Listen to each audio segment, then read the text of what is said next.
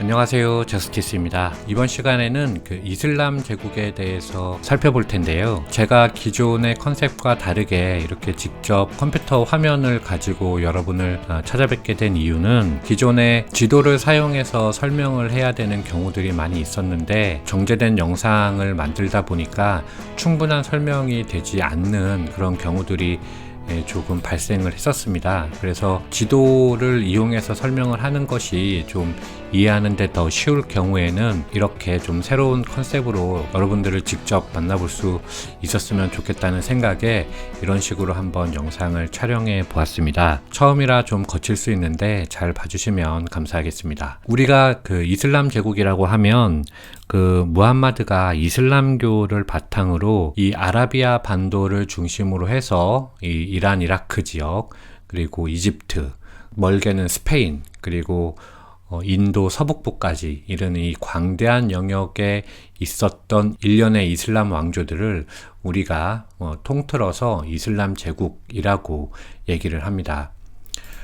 위키백과에서 이슬람 제국의 정의를 보면 그냥 이슬람 제국은 세계사에서 가장 거대했던 제국 중 하나로 세계사에 많은 영향을 끼친 제국이었다.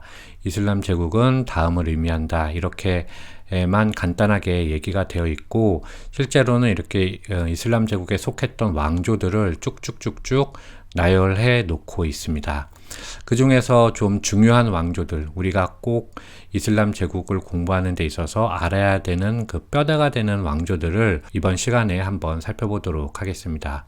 무함마드가 죽은 다음에 정통 칼리프 시대, 이 라시둔 칼리파조라는 것이 정통 칼리프 시대를 얘기하는 것이고요. 그 다음에 우마야 왕조, 아바스 왕조, 파티마, 아이유브, 맘루크 왕조를 거쳐서 우리가 알고 있는 셀주크 제국이나 그리고 티무르 왕조, 무굴, 사파비, 오스만 제국 이렇게 있는데요.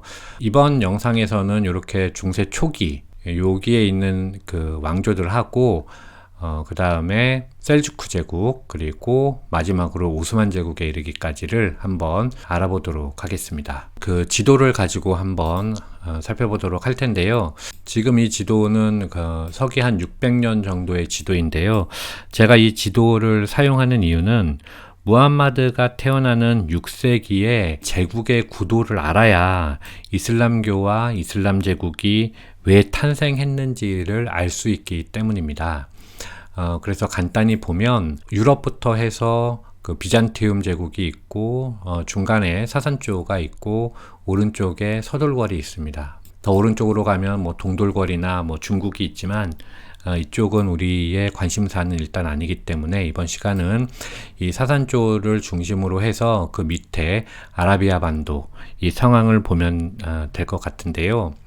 서돌궐과 사산조도 서로 많이 경쟁 관계에 있었고 전쟁도 많이 치르지만 결국에 이 양국은 조공 관계를 맺고 사산조가 서돌궐한테 조공을 주는 그런 관계로 끝나게 되는데 이 비잔티움과 사산조는 수십 년 동안 계속 끊임없이 전쟁을 해왔었습니다. 그래서 이 비잔티움이 인도로 가서 이 향신료를 구하는 그 루트가 사산조와의 경쟁 또 전쟁으로 인해서 끊기게 되는 거죠. 그래서 비잔티움이 대안으로 삼은 게 바로 이 홍해를 지나서 인도양으로 들어가서 향신료를 구해오는 이 무역 루트를 사용하게 됩니다. 이 다음 지도로 보면 되는데요. 바로 이쪽이죠. 이렇게 밑으로 내려가서 새롭게 아라비아해로 나오는 이 루트를 사용해서 인도양으로 가서 향신료를 구해오는 교역을 했었습니다. 그러다 보니까 이 아라비아 반도에 있는 지금 헤자즈 지역, 이쪽 아라비아 서해안 쪽을 우리가 헤자즈 지역이라고 부르는데 이쪽이 비잔티움과 인도를 잇는 중개무역지로서 많이 발전하게 됩니다. 그 중에서도 가운데 있는 메카라는 곳이 중개무역의 도시로 많은 발전을 이루게 되죠. 그런데 이 항상 그 다른 시기에도 마찬가지지만 교역을 통해서 도시가 발전하게 되면 그 반드시 따라오는 문제들이 있는데 그것이 바로 빈부격차의 문제입니다. 무역을 통해서 돈을 벌 수 있는 사람들이 있었던 반면에 그렇지 못했던 사람들은 돈을 벌 수 없는, 그래서 빈곤층이 많이 양산이 되는 그런 패턴들을 보이게 되죠. 이 메카도 마찬가지였습니다. 무역을 통해서 돈을 많이 벌 수 있었던 사람들이 있었던 반면에 그렇지 못해서 굶는 그런 사람들이 많은 그런 상황이 펼쳐졌습니다. 바로 이때 무함마드가 이슬람교를 창시한 것이죠. 무함마드는 그 610년경에 이 메카 지역에서 빈곤층을 상대로 인간은 모두 알라 앞에서 평등하기 때문에 빈부격차가 없어야 한다면서 이 포교를 시작하게 됩니다. 무함마드 자체가 이 쿠라이시족의 부유한 상인 집안 출신이었기 때문에 돈이 많았거든요. 그래서 그가 제공하는 그 음식들을 먹으면서 빈곤층이 상당수의 빈곤층이 이슬람교로 귀의하게 됩니다. 이렇게 급속히 이슬람교가 퍼지게 되자 이쪽에 기존에 있었던 지배층들이 당연히 이슬람교를 탄압하고 무함마드도 탄압하면서 무함마드는 메카에서 계속 살지 못하고 새롭게 이주해야 되는 상황이 펼쳐진 것이죠. 무함마드가 이동했던 곳이 이 메카에서 그 서북 쪽으로 있는 이 메디나로 이동을 하게 됩니다. 그게 이제 622년인데 그 이동을 성스러운 이동이다. 그래서 이제 헤지라라고 부르는데 이 622년이 바로 그 이슬람력의 원년이 됩니다. 이 메디나에서 무함마드가 약 7년, 8년 동안 그 전열을 정비한 후에 다시 630년경에 메카로 돌아와서 메카를 탈환하고 이 헤지라 지역을 중심으로 해서 이 아라비아 반도를 통일하는 노력을 기울이면서 632년에 무함마드는 사망하게 되죠. 무함마드가 사망한 후에는 우리가 알고 있는 정통 칼리프 시대에 접어들게 되는데요. 정통 칼리프에서 이 칼리프라는 말은 그 대리인 또는 후계자 정도의 의미가 있습니다. 그래서 무함마드를 잇는다, 이런 의미가 있는데, 이 정통 칼리프 시대는 무함마드 일족, 그러니까 쿠라이시족이 총 4대에 걸쳐서 이슬람을 지배한 시기입니다. 그래서 여기 보면 1대 아부바크르부터 2대 우마르, 3대 우스만, 4대 알리까지 이 시기를 바로 우리가 정통 칼리프 시대라고 하는데요. 간단히 살펴보면 이 초대 칼리프는 아부바크르인데 재위 기간이 오래되지도 않았고, 이때는 무함마드가 사망하고 다시 내부를 다시 단속해야 되는 그런 상황이었기 때문에 이 아부바크르는 내부를 다잡는 데 전력을 다했고, 그 다음에 선출된 그 우마르 시기부터 이제 본격적으로 정복 활동을 펼치게 됩니다. 그래서 이 우마르 시기부터 북쪽에 있는 사산조를 공격해서 예를 들면 642년에 니하반드 전투에서 사산조에 승리하면서 중동의 패권을 서서히 잡아가고, 이 3대 우스만 시기에 결국에는 사산조가 멸망하게 되거든요. 약 650년경에 사산조가 이슬람 세력에게 멸망당하게 됩니다. 그리고 제4대 칼리프 알리로 이어지게 되는데요. 여기서 우리가 알아야 될 것이 이 무함마드는 아들이 일찍 죽습니다. 그래서 딸밖에 없었기 때문에 딸 파티마의 그 남편 알리가 제4대 칼리프가 되는데, 이 알리 자체가 무함마드의 사촌입니다. 무함마드와 사촌 관계에 있었기 때문에 이 같은 이 하심과 사람이었던 것이죠. 그래서 무함마드를 잇는 직속 알리만을 정통 칼리프로 인정하는 종파가 바로 시아파, 우리가 알고 있는 시아파고요. 이 알리의 아들입니다. 이 하산과 후세인이. 그리고 1대부터 이 3대, 4대까지를 전체를 다 칼리프로 인정하는 종파가 바로 수니파가 됩니다. 그리고 여기서 넘어가기 전에 한 가지 더 알아야 될 것은 이거는 이 지도로 한번 말씀드려 보도록 하겠습니다. 이 짙은 자주색이 무함마드 시기의 지도이고, 좀 옅은 자주색이 바로 정통 칼리프 시대 때 확장된 이슬람 제국의 영역입니다. 그리고 더 짙은 이 황색, 여기 스페인부터 인도 서북부까지는 우마이야 왕조 시기에 이슬람 제국의 영토라고 보시면 되는데요. 무함마드가 아라비아 반도를 통일했던 이 시기까지만 하더라도 무함마드는 경전의 백성이라고 칭하면서 기독교도들을 적대시하지 않았다는 것이죠. 그런데 정통 칼리프 시대로 넘어가면서 보시다시피 제국이 확장되죠. 그래서 이 시기부터는 점차 이 국가 자체가 군국주의 국가로 변모하게 됩니다. 제국이 조금씩 넓혀지면서 자연스럽게 그 이슬람 제국의 군대 조직도 점점 더 커졌고, 그 점점 더 커지는 군대 조직을 먹여 살리기 위해서는 또 새로운 대외 팽창을 시도해야 하는 그런 그 운명에 처해지는 시기가 됩니다. 그래서 이 정통 칼리프 시대도 그렇고 우마이야 왕조 시대도 그렇고 점점 땅이 넓어지는 것을 우리가 볼 수 있죠. 이 정통 칼리프 시대뿐만 아니라 우마이야 왕조도 그렇기 때문에 군국주의 노선을 견지하게 됩니다. 다시 정리해보면 이 무함마드 시기에는 기독교도들을 적대시하지 않았지만 시간이 흐르면서 점점 그 국가가 팽창해서 기독교 세력을 침공해야 되는 시기까지 오게 되면서 그때는 자연스럽게 기독교를 적대시하게 되었다, 이렇게 보시면 될 것 같습니다. 우리가 여기서 이제 알 수 있는 것들은, 이제 군국주의 국가는 기본적으로 국가 시스템이 군대를 위주로 돌아가는 것이기 때문에 대외 팽창을 하지 않으면 망할 수밖에 없는 구조를 가지고 있거든요. 예를 들면 뭐 로마 제국이라든지 오스만 제국도 그랬고요. 프로이센이라든지 그리고 뭐 나치까지 이런 군국주의 국가들은 언제나 대외 팽창을 하지 않으면 결국에는 국가가 무너지는 그런 시스템이었다, 이렇게 이해하시면 좋을 것 같습니다. 그 다음으로 우마이야 왕조를 한번 살펴보도록 할 텐데요. 우마이야 왕조는 정통 칼리프 시대에 이 사산조를 정복한 이슬람 제국이 비잔티움을 공격하기 위해서 군대를 이 시리아 쪽에 모아두게 됩니다. 여기서 지금 사라센 엠파이어라고 써 있는데 이 지도에서는 이제 650년경인데요. 그러니까 사산조가 무너졌던 시기인데 이 사라센이 이슬람 제국을 말하는 것입니다. 그래서 다음 목표가 비잔티움이었기 때문에 이 가장 가까운 시리아 쪽에 모든 군대를 집결시켰는데, 이때 당시에 시리아 총독이면서 군을 지휘했던 인물이 바로 무아위야입니다. 무아위야가 전권을 가지고 있었고, 이 사람은 칼리프보다도 더 힘이 셌기 때문에 칼리프를 제거할 수 있는 힘이 있었는데, 실제로 무아위야는 661년에 이 아라비아 반도로 돌아와서 군사 쿠데타를 일으켜서 제4대 칼리프 알리를 폐위시키고 자신이 군국주의를 기반으로 하는 우마이야 왕조를 설립했습니다.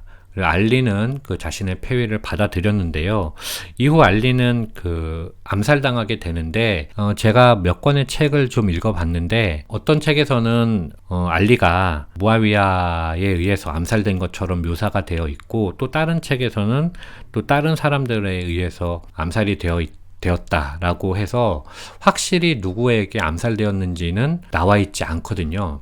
그래서 뭐 잘 아시는 분이 계신다면 설명해 주시면 좋을 것 같고, 제가 생각할 때는 무아위야의 세력이 알리를 죽이지 않았을까, 이런 개인적으로는 그렇게 생각은 합니다. 이렇게 서아시아를 통일한 그 이슬람 세력은 결국 소아시아, 아나톨리아 반도를 통해서 비잔티움을 쳐들어가게 되는데, 소아시아는 어느 정도 점령을 끝냈고 결국에는 이 콘스탄티노플에서 멈추게 됩니다. 673년에 콘스탄티노플을 공격했지만 실패하면서 유럽으로 팽창하지 못하게 되었고, 그 대신에 그러면 돌아서 이렇게 남쪽으로 해서 북아프리카를 통해서 지브롤터를 통해서 스페인으로 들어가서 비잔티움의 배후를 치는, 이런 식으로 이제 작전을 변경하게 되는 거죠.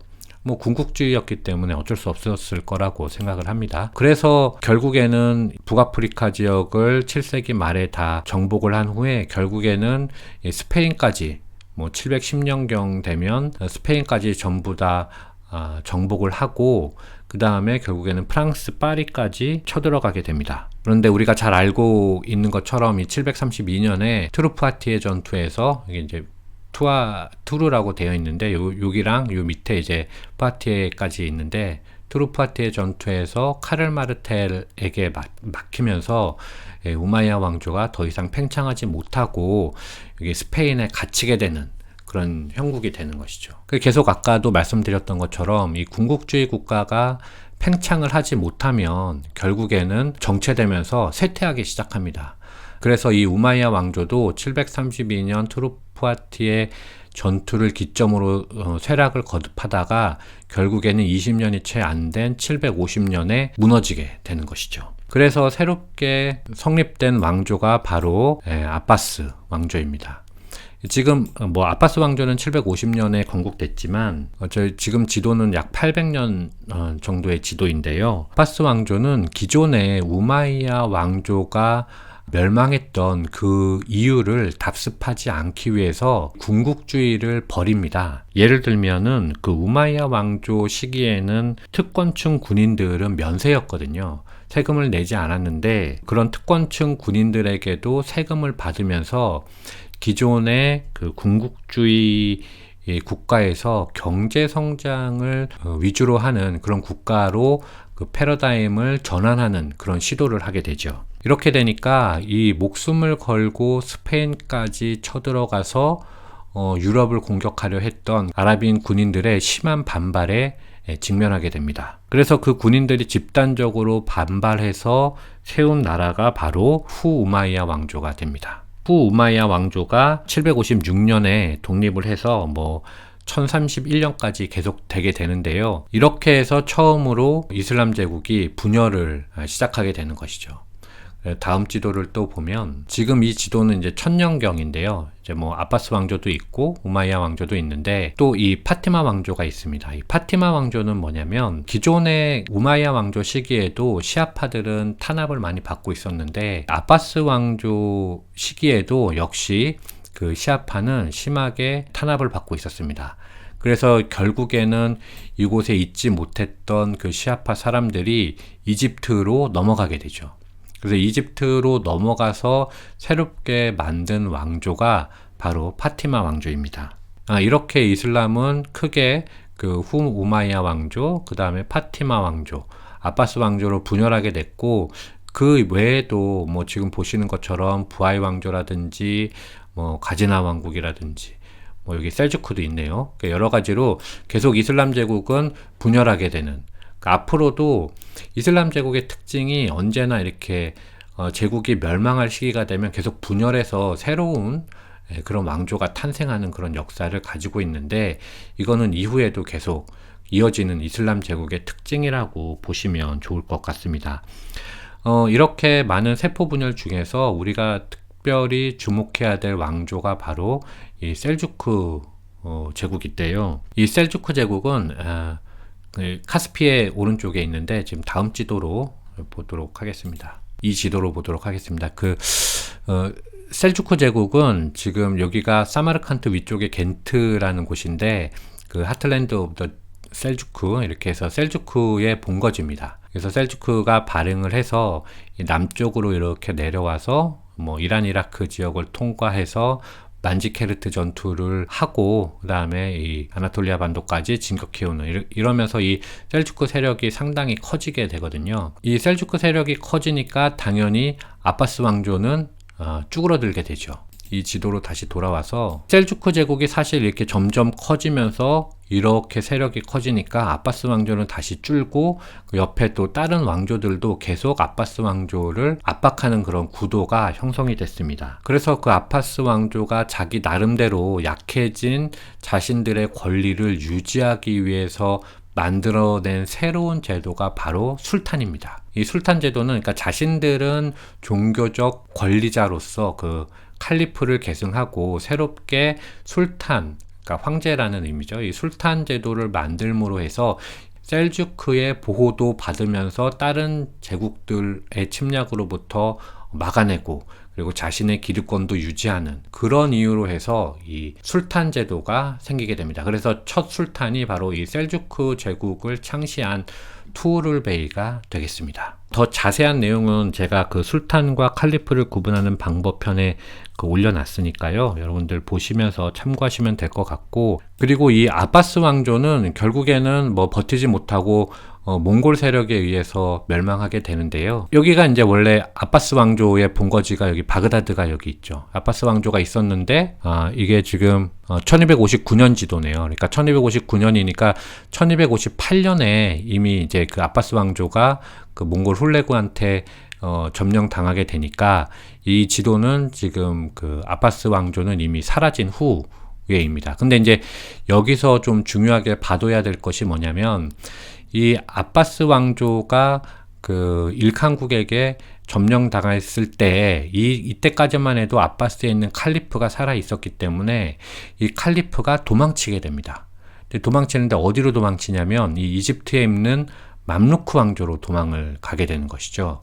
그래서 이 맘루크 왕조에 기대면서 이 칼리프를 계속해서 세습하게 됩니다. 근데 이거를 잘 기억해 두시는 게 좋을 것 같습니다. 왜냐하면 나중에 오스만 제국이 이쪽으로 쳐들어와서 이 칼리프를 뺏어가거든요. 그래서 이거는 뒤에서 제가 조금 더 말씀을 드려보도록 하겠습니다. 그리고 이 셀주크 제국 역시 몽골에 의해서 멸망하게 되는데요. 그 지도는 다음 지도로 보도록 하겠습니다. 이 지도를 보시면 이렇게 일칸국이 아나톨리아 반도까지 쳐들어오게 되고, 이때 당시에 여기는 지금 룸 셀주크라고 되어 있는데, 그 셀주크 제국에 이어지는 국가입니다. 그 룸 셀주크가. 오늘은 간단하게 보는 것이라서 설명은 생략하고요. 혹시 보시고 싶으신 분이 계시면 그 셀주크 제국 편을 보시면 셀주크 제국에서 어떻게 룸 셀주크로 이전되게 되는지도 제가 영상을 만들어 놨으니까 그걸 참고해 주시면 좋을 것 같고, 어쨌든 이 룸 셀주크가 몽골에 의해서 멸망을 하는데, 이때 이미 그 튀르크 부족들은 오스만을 비롯해서 이렇게 많이 세포 분열을 또 해놓은 상태였습니다. 지금 이 지도는 아나톨리아 반도의 1300년도 지도인데, 셀주크 제국이 멸망하면서 그때 이미 오스만을 비롯해서 많은 튀르크 부족들이 각각의 세력을 만들어내고 있었다, 이렇게 보시면 되겠습니다. 그리고 셀주크 제국은 이 아나톨리아 북동부 이쪽에 지금 쾌세다흐 전투, 이 쾌세다흐 평원이 있는데, 이 쾌세다흐 전투 1243년에 있었던 쾌세다흐 전투에서 몽골에게 패배하면서 결국에는 멸망하게 되고 나중에 오스만 제국으로 이어지게 되는 것이죠. 그 다음에 세포 분열했던 여러 가지 왕조 중에서 우리가 기억해 둘 만한 왕조가 바로 아이유브 왕조인데요. 이 아이유브 왕조는 십자군 지도를 가지고 한번 설명을 드려보도록 하겠습니다. 이 아이유브 왕조는 1171년부터 1341년까지 있었던 왕조인데, 이 십자군 원정은 물론 유럽의 그 경제를 발전시키기도 했지만 교역은 유럽만 하는 것이 아니었기 때문에 이 이슬람 세력도 같이 경제적으로 번영하는 그런 결과를 가지고 왔었습니다. 그런데 이제 이슬람 세력은 예전에 그 아라비아 반도를 통해서 가던 그 향신료 무역의 중심지가 십자군 원정을 통해서 무역의 중심지가 점점 위로 올라온 것이죠. 이집트, 시리아 이쪽이 중심지가 됐고, 이때 교역하는 이슬람 상인의 리더가 바로 쿠르드족 출신의 천재 전략가라고 불렸던 살라흐 아딘, 그러니까 살라딘입니다. 이 이슬람 상인들이 이 살라딘을 뒷받침하면서 결국에는 살라딘이 이 이집트와 그리고 다음 지도로 보겠습니다. 요거는 이제 좀 지난 수십 년 지난 1200년도 지도긴 하지만, 이 살라딘이 이 이집트와 시리아 지역을 모두 정복하면서 바로 아이유브 왕조를 개창하게 되는 것이죠. 그 위에는 셀주크와 동시에 있었던 제국입니다.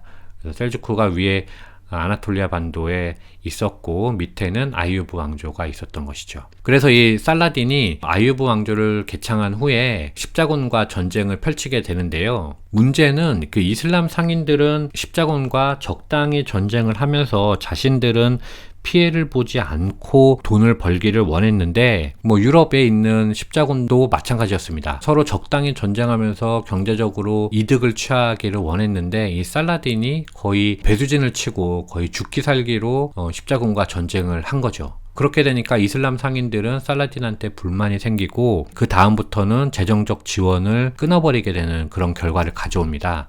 그래서 이 재정적 지원을 받지 못하니까 이 아이유브 왕조의 군대의 사기는 저하됐고, 결국에는 이제 살라딘 사후에 점차 쇠퇴하다가 아이유브 왕조는 붕괴하게 되는 것입니다. 이 아이유브 왕조가 붕괴된 후에 새롭게 들어온 왕조가 바로 맘루크 왕조인데요. 이 맘루크 왕조는 이 지도를 가지고 한번 말씀드려 보도록 하겠습니다. 이 맘루크 왕조에서 우리가 기억해야 되는 것은 이 몽골이 그 아바스 왕조도 무너뜨리고 셀주크도 무너뜨리고 그 다음에 이제 당연히 맘루크도 쳐들어왔겠죠. 근데 맘루크 왕조가 이 몽골의 침입을 막아냅니다.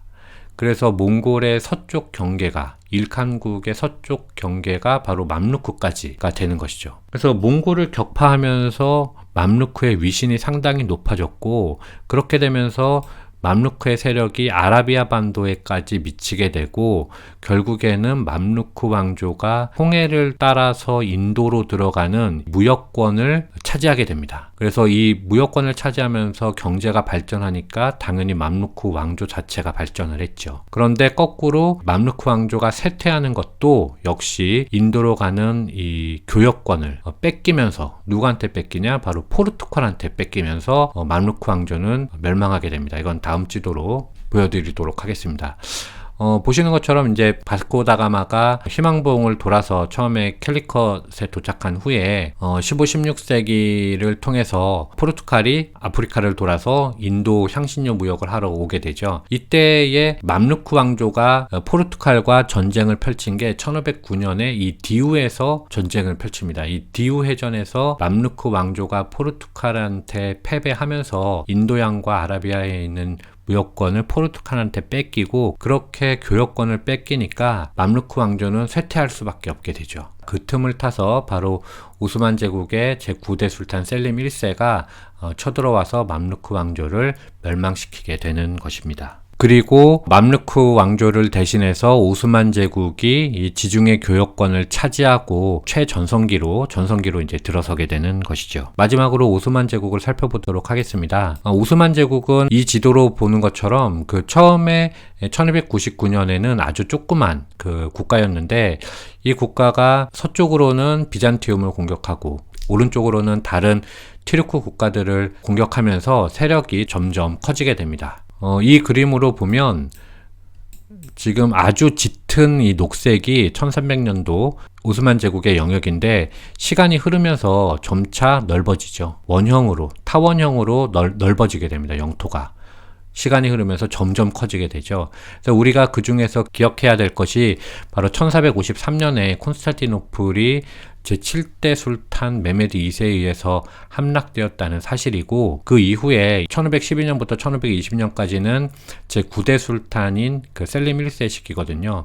이 셀림 1세 시기에 이 사파비 왕조가 이쪽에 있었는데 이란의 사파비 왕조와 맘루크 왕조를 모두 격파했던 그런 시기가 되면서 전성기를 구가하는 그런 시기가 됩니다. 그리고 이 1520년부터 1566년 이거는 우리가 최전성기죠. 슐레이만 대제 시기인데 이 셀림 1세의 아들인 제10대 슐레이만 대제가 역시 사파비 왕조를 조금 더 동쪽으로 몰아내고 그리고 서쪽으로는 불가리아의 소피아, 세르비아의 베오그라드를 넘어서 이제 부다페스트까지, 헝가리 부다페스트까지 정복을 하고 결국에는 신성로마 제국의 중심인 이 비엔나까지, 오스트리아 빈까지 쳐들어갔지만 결국에는 이 공성전에서 이기지는 못하죠. 결국에는 후퇴하고 이렇게 오스만 제국의 경계가 이어지게 됩니다. 그리고 오스만 제국의 쇠퇴는 그 슐레이만 대제 사후에 그리스 지역의 레판토 해전에서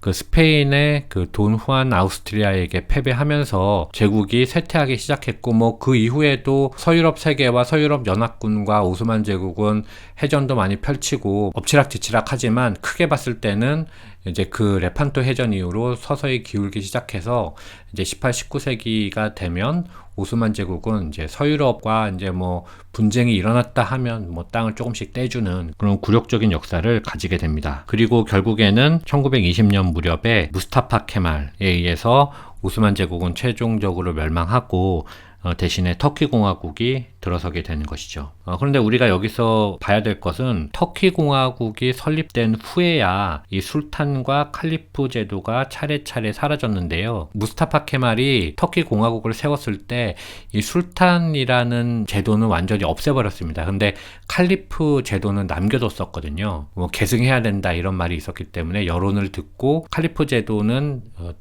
그대로 두었다가 몇 년 지나서 칼리프 제도까지 없애면서 결국에 이슬람 제국은 역사 속으로 사라지는 그런 결과가 일어나게 됩니다. 그리고 한 가지 더 추가해서 설명을 하면 이 아바스 왕조가 몽골한테 멸망할 때 지금 요 지역이 이 바그다드 요 지역이 아바스 왕조가 있었던 지역이거든요. 그래서 훌레구한테 1258년에 패배한 후에 아바스 왕조의 칼리프는 도주를 하게 되는데 어디로 도주하냐면 이 맘루크 왕조로 도주를 하게 됩니다.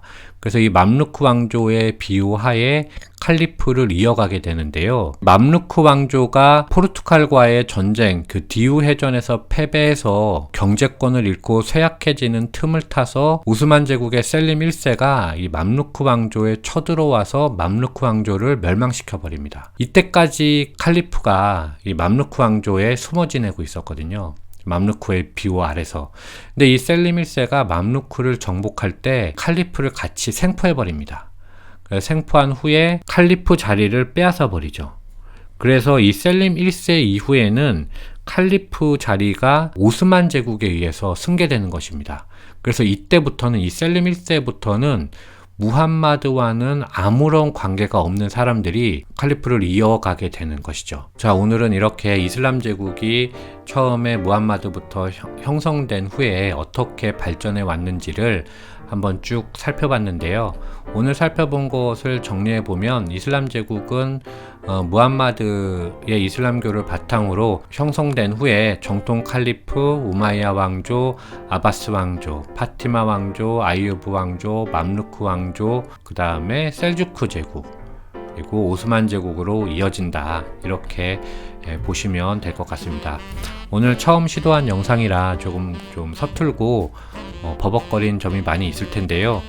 그래도 혹시 이렇게 영상을 제작해서 조금 더 이해가 편하셨다면 앞으로도 지도를 많이 이용해야 되는 경우에는 이런 식의 영상을 한번 찾아뵐까 생각하는데, 또 좋은 의견 있으시면 남겨주시면 또 보완해서 또 찾아뵙도록 하겠습니다.